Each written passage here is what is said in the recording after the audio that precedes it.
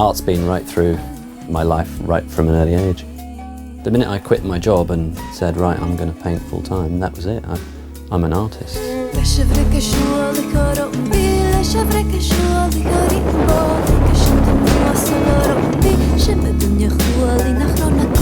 Most of my mountain trips now are based around looking for ideas for paintings.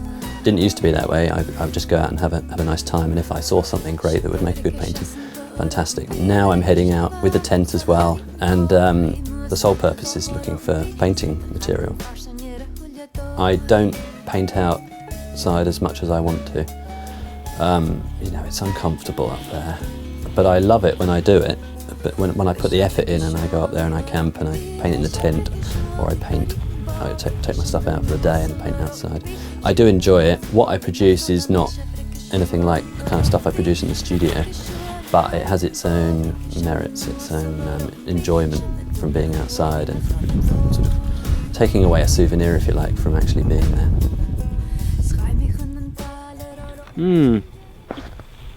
That cloud is not great. As long as it passes, then I'll get a view.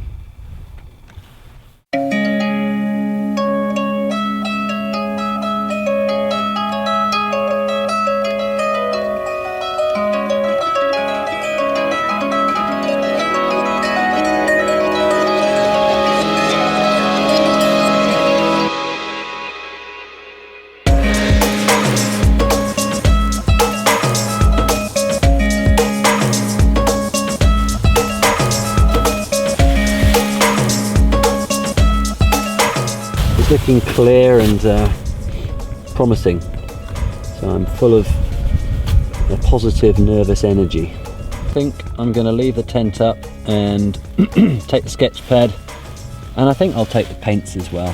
Head down the ridge and get in the right place for sunrise. It's an adventure, and that's what I love.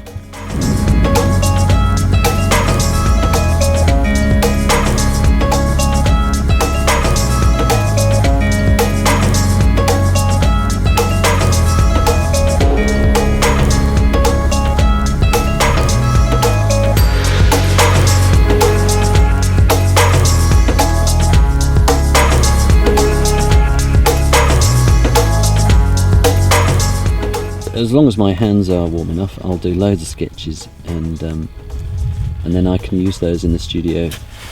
They're sort of a way of working out the composition for painting, rather than recording specific details and trying to record the scene as accurately as possible. It's more about working out, okay, I could do Stub Ben there, and I could do Ben there in the background there, and then the loch over there.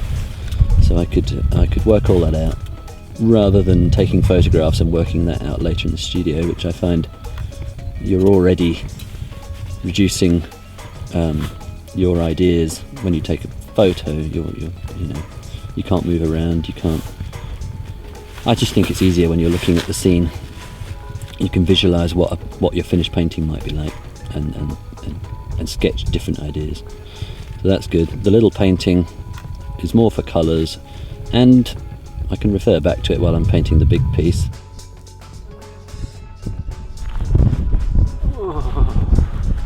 From the moment I'm out in the mountains, I'm constantly thinking about the painting and what the finished painting might look like. So, and that's a real fun aspect for me, is sketching away, imagining what it's going to look like as a finished piece. And so I'll come back to the studio, I'll do sketches, little miniature paintings, all the while trying to compose the finished painting in my mind, and then it's just a case of working away on the finished piece. But I mean, that can take anything from a couple of weeks for a small painting up to, well, 4 months for the biggest paintings I've done. I think there is a term that I quite like, and that's romantic realism. There's elements that are very realistic to my paintings, but also I bring this kind of fantastical element to them.